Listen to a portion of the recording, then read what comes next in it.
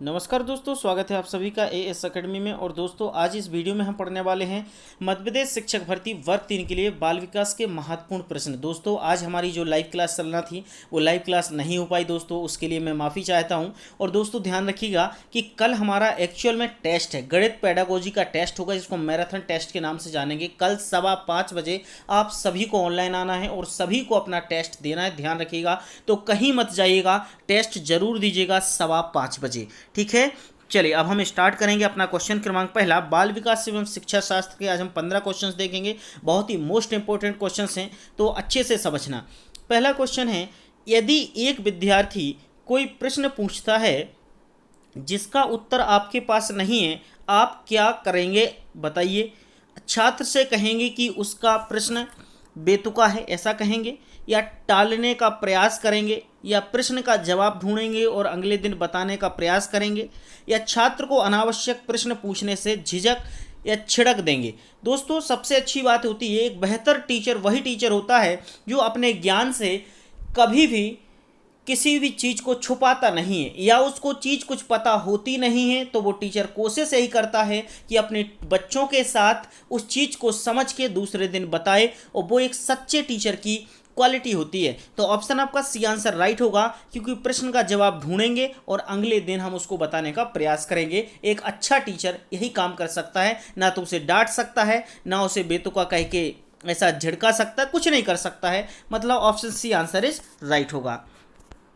Next question है आपका, एक चिंतनशील शिक्षक कक्ष में ऐसी परिस्थितियां उत्पन्न करता है कि छात्र भाषण सुने, कक्ष में शिक्षक के भाषण के नोट्स ले सके, या कक्ष में अनुशासन बनाए रखे, या छात्रों और शिक्षक में पारस्परिक अंतः क्रिया को प्रोत्साहन मिले।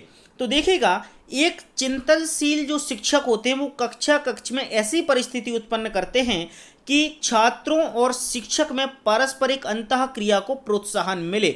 जब छात्र और एक शिक्षक में पारस्परिक अंतः क्रिया को प्रोत्साहन मिलता है तो ये समझना कि उन बच्चों को प्रॉपर तरीके से समझ में आता है और वो शिक्षक को पढ़ाने में प्रॉपर तरीके से मन लगता है, तभी वो हमारा शिक्षण सफल होता है। तो option D answer is right होगा, ठीक है।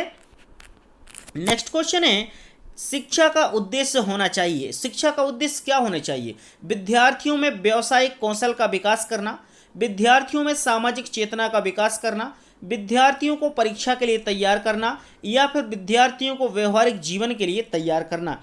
तो देखिएगा, शिक्षा का सबसे महत्वपूर्ण उद्देश्य वही होता है कि आप किसी बच्चे को शिक्षा दे रहे हैं तो उसका मकसद ये होना चाहिए कि उस शिक्षा से विद्यार्थी को अपने व्यवहारिक जीवन के लिए तैयार करना चाहिए, कि वो अपने व्यवहारिक जीवन में कैसे रह सकता है, कैसे दूसरों का आदर सम्मान कर सकता है, कैसे अपनी समाज में अपनी प्रतिष्ठा बना सकता है, और कैसे दूसरों को अच्छे संस्कार दे सकता है। उसको हम एक अच्छी शिक्षा बोलते हैं, और वही शिक्षा का हमारा उद्देश्य होता है। तो ऑप्शन हमारा डी आंसर इज राइट होगा, ठीक है। चलिए नेक्स्ट क्वेश्चन है, एक छात्र को मार्गदर्शन देने के लिए एक अध्यापक को जानना अति आवश्यक है। मतलब कहने का यह ऐसा है कि यदि एक शिक्षक है और शिक्षक यदि एक छात्र को मार्गदर्शन देना चाहता है तो उस अध्यापक के लिए क्या सबसे ज़्यादा जरूरी है? अधिगम की कठिनाई को, उसके व्यक्तित्व को, उसके घर के वातावरण को, या फिर इन सभी को? तो दोस्तों ध्यान रखिएगा, इसका आंसर एक्चुअल में सही क्या होगा? अधिगम की कठिनाई को, उसके व्यक्तित्व को और उसके घर के वातावरण को, ये सभी चीज़ें जानना अति आवश्यक हैं। जब शिक्षक उसके अधिगम की कठिनाई को समझ पाएगा कि बच्चे को पढ़ने में कहाँ परेशानियां हो रही हैं, तभी जाके वो शिक्षक उसकी समस्या का समाधान कर पाएगा, तो बच्चा अच्छा समझ पाएगा। उसके व्यक्तित्व को जब टीचर समझ पाएगा तो उसको उस तरीके से वो समझाने की कोशिश करेगा जिसके माध्यम से बच्चा अच्छे तरीके से सीख पाएगा। उसके घर के वातावरण को यदि टीचर समझता होगा कि इसके घर का वातावरण कैसा है, इसके वातावरण में जो घर का वातावरण है उसे डांट देते हैं, ललकार देते हैं, पीट देते हैं, उसको हमें उस तरीके से व्यवहार नहीं करना, हमें समझा के प्यार से अच्छे से व्यवहार करना है। इसका मतलब option D answer is right होगा, ठीक है।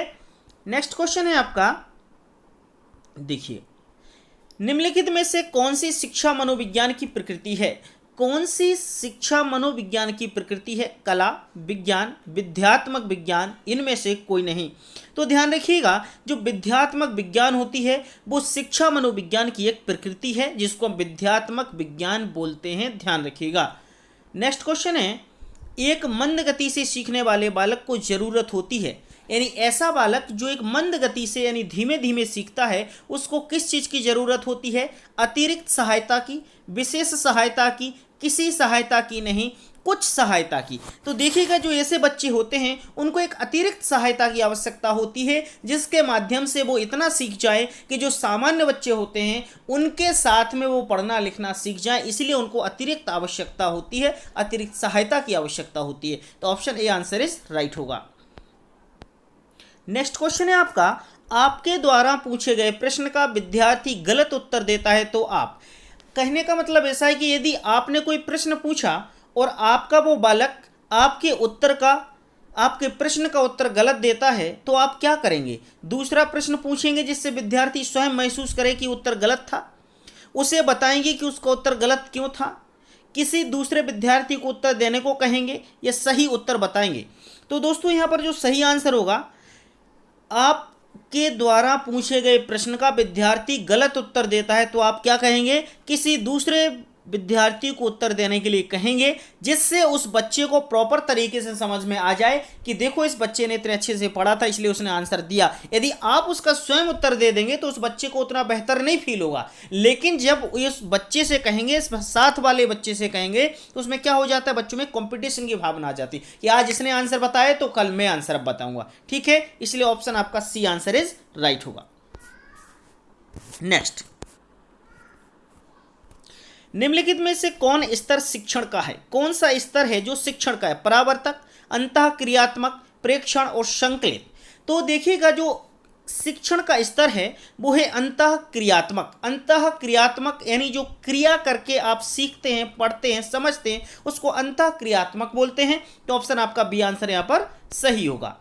नेक्स्ट है, शिक्षकों को निम्नलिखित शिक्षण विधियों को अभ्यास में लाना चाहिए। जो शिक्षक हैं उनको कौन सी शिक्षण विधियों को अपने अभ्यास में लाना चाहिए?